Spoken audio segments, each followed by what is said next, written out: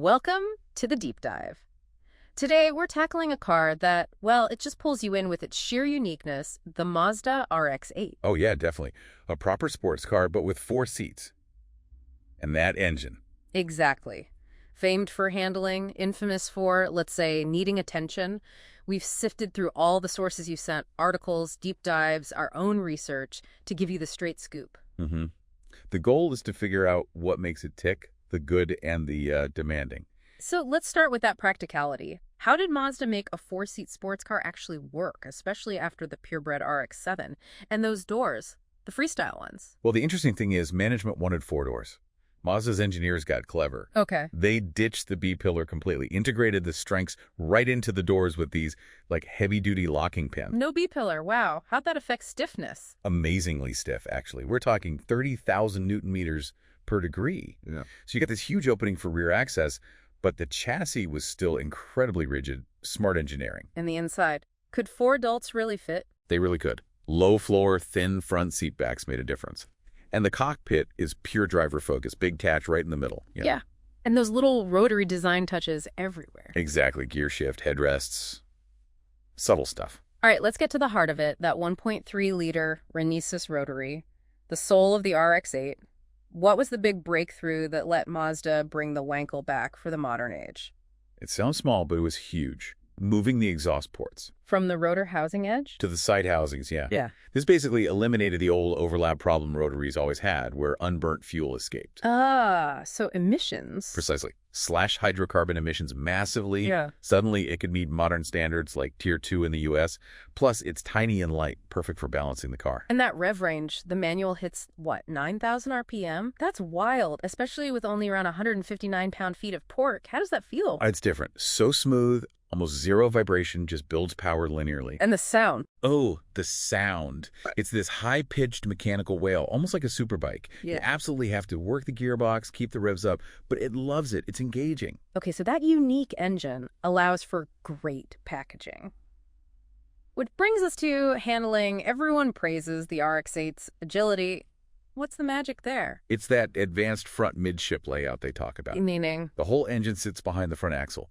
Tiny engine, perfect placement, gives it almost perfect 50.50 weight distribution and a really low polar moment of inertia. So it just wants to turn. Instantly. Yeah, it feels incredibly light on its feet. Manual's even got a carbon fiber drive shaft. And the electric steering gives surprisingly good feedback. So performance-wise, it's not a drag strip monster, right? 0-60 is like mid-6s. Where does it shine? Corners. Absolutely corners. It's a momentum car. You carry speed through turns. On a twisty road, it can keep up with much more powerful cars because the chassis is just sublime. It rewards smooth driving. Right. Makes sense. Okay, let's address the big question mark, reliability. Is the RX-8 really that fragile? I wouldn't say fragile. Demanding is probably the better word. Demanding how? Well, a lot of the unreliable rep comes from people treating it like a normal piston engine car. You just can't. Okay, so what are the key things? Engine compression loss is the big one Apex Seal's wearing. Ignition system needs man. Frequent love coils can go every 30,000 miles or so. Neglect that, and you fry the catalytic converter. Pricey. Very. And then there's cold start flooding if you shut it off too quickly when cold. So there's a specific way to live with it. Absolutely. We call it the rotary ritual. You have to check the oil constantly like every other time you get gas. It burns oil by design. How much? It should be a quart every 1,000 to 3,000 miles. Depends on the car and how you drive it.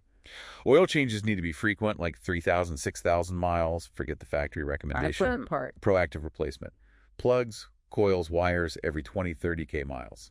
And the classic one, a red line a day. Helps burn off carbon buildup. So it really needs commitment. And I guess that explains the terrible fuel economy, too. Yeah, 12, 18 miles per gallon in the real world is pretty typical. Character costs fuel. If someone's brave enough, or maybe enthusiastic enough to buy one, Series 1 versus Series 2, how important is that?